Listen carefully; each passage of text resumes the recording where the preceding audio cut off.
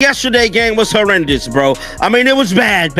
I mean, this one might be one for the ages, bro. I can't even lie. The referees just exposed their hand so bad, bro. I mean, they just didn't care no more. They didn't care. The world was watching how bad the cause was.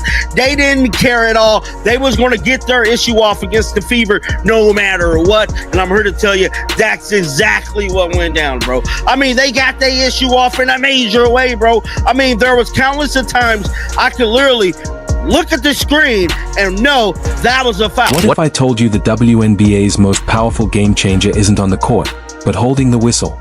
That's right, a ref with a grudge and a trigger-happy blow that's hotter than a jalapeno just turned the game upside down. We're talking footage so chaotic it makes reality TV look like a Sunday sermon. Caitlin Clark wasn't just fouled, she was flat-out robbed. And the proof? It's messier than a toddler with spaghetti. The cameras caught everything, and you won't believe what went down. Let's get into it. So lads, today the referees gave the report on the situation, and it's even worse. It's even worse than I imagined, and it was pretty grim. Like, it was a pretty grim overall, it was a pretty grim overall. Watching the WNBA and seeing how things are run, seeing how things are done, and after you've seen what it looks like to get it right, and you come in and see something looking really wrong, you're going to call it out. It is what it is. You're going to be critical of players. If they do something shady or classless, you're going to call that out. And there it is, the whistle again. Not for a foul, not for a travel, but for the crime of being Caitlin Clark. Let's be real, this isn't basketball anymore. It's a soap opera with refs auditioning for the role of over-the-top villains. Between the blind eye calls, the phantom fouls, and the casual oops, didn't notice that punch to the face, the WNBA referees have officially gone from officials to full-blown chaos gremlins armed with whistles. I wanted to share with you guys an article that I found that honestly gives us so much insight into the WNBA referees, how they are hired, how much they make, and there's one section that really stood out to me, and they break down essentially why they are making the calls that they make, and they also talk about the influx of new fans flooding to the WNBA. They talk about Caitlin Clark a little bit. This article to me was really telling. It actually came out in January, but it was published by SB Nation, and it's entitled How WNBA Referees Are Scouted, Trained, and Held Accountable. The crowd's not scratching their heads anymore, they're worn out. This isn't drama, it's sabotage in slow motion. Crooked refs aren't just spoiling games, they're sucking the life out of a league that's supposed to be on the rise. Fans show up for hoops, not whistle-driven improved theater. It's like tuning into a baking show only for the judges to yank the plug on the oven mid-round and then scold the contestant for serving raw dough. And Caitlin Clark? She's that contestant, grinning through the chaos while her three-tier masterpiece collapses into a puddle of cake soup. I mean, you would think with what they say coming into the season, Kathy was made it her business to let them know that, referees is going to be getting assessed for this next season and make sure they're making the right, proper calls. Man, at this point, we need NBA refs all the time, bro. I don't want these YMCA, junior league, high school ass referees, bro. We need real life refs because as of right now, they're costing the Indiana Fever major games that they definitely need to win. Let's be honest, Caitlin doesn't just look tired, she looks drained. And not that I just logged 40 minutes and dropped 30 kind of tired. This is the soul-crushing exhaustion that comes from knowing you could torch the court for 60 and still get whistled for a charge because your eyelid twitched.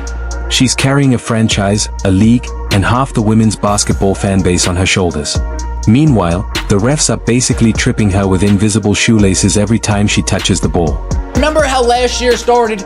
You remember the lopsided officiating that we got last year? The All-Star break comes around, the Olympic break rolls around, and then what did we hear from Lynn Dunn? Lynn Dunn goes on the Dan Dockage show and she calls out the officiating. She calls out the refereeing. She calls out the WNBA. The lopsidedness that is being shown not in favor of the Indiana Fever.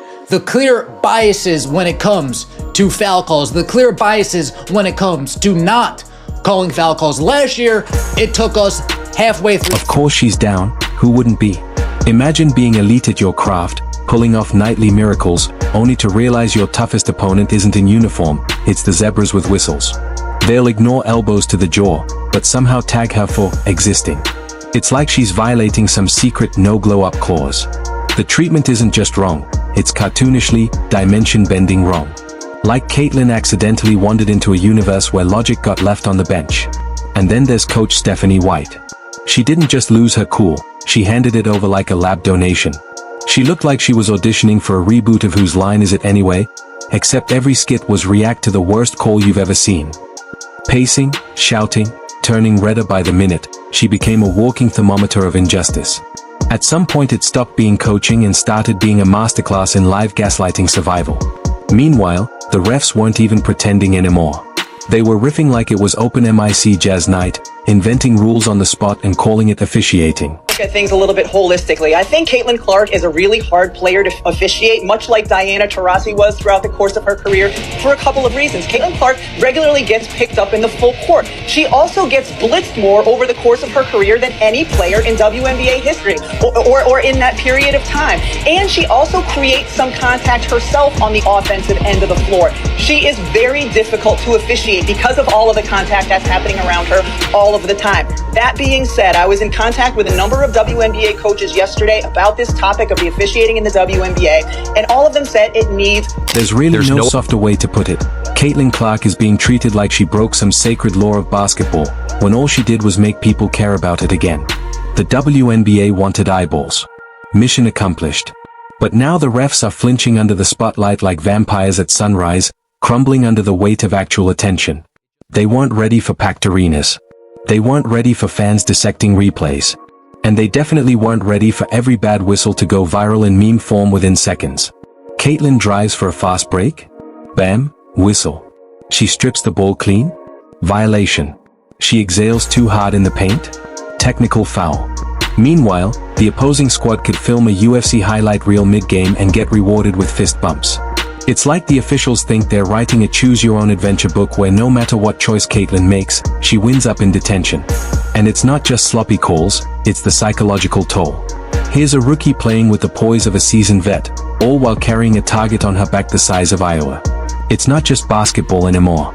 It's warfare dressed up as officiating. Off by sharing that the officiating in the WNBA became as hot button of an issue as any. Heated debates surrounding the league's physicality dominated the headlines, particularly when Indiana Fever star rookie Caitlin Clark was subject to several intentional fouls. Now, they also brought up Game 5 of the WNBA Finals. We actually made a whole video about that as well because there were some suspect calls at the end of that game, and a lot of people felt like the WNBA Finals were actually rigged. Every time Caitlyn claws her way up, someone's right there shoving her back down, sometimes in the most literal sense.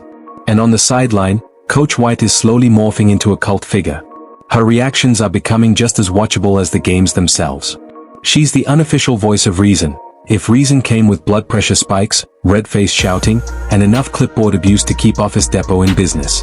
You can practically hear her brain on loop, "Are you kidding me?" every 2 minutes. At this point, she deserves her own MIC Top therapy segment after every game. And honestly, who could blame her? Watching your star player get hacked like an old email password and still not earn a whistle would break anyone. Instead of celebrating Caitlyn's brilliance, we're stuck freeze-framing slow-mo clips of her getting blindsided while the refs perfect their statue impressions. It's surreal, like we've slipped into a parody universe where elite talent is penalized, and mediocrity gets the standing ovation.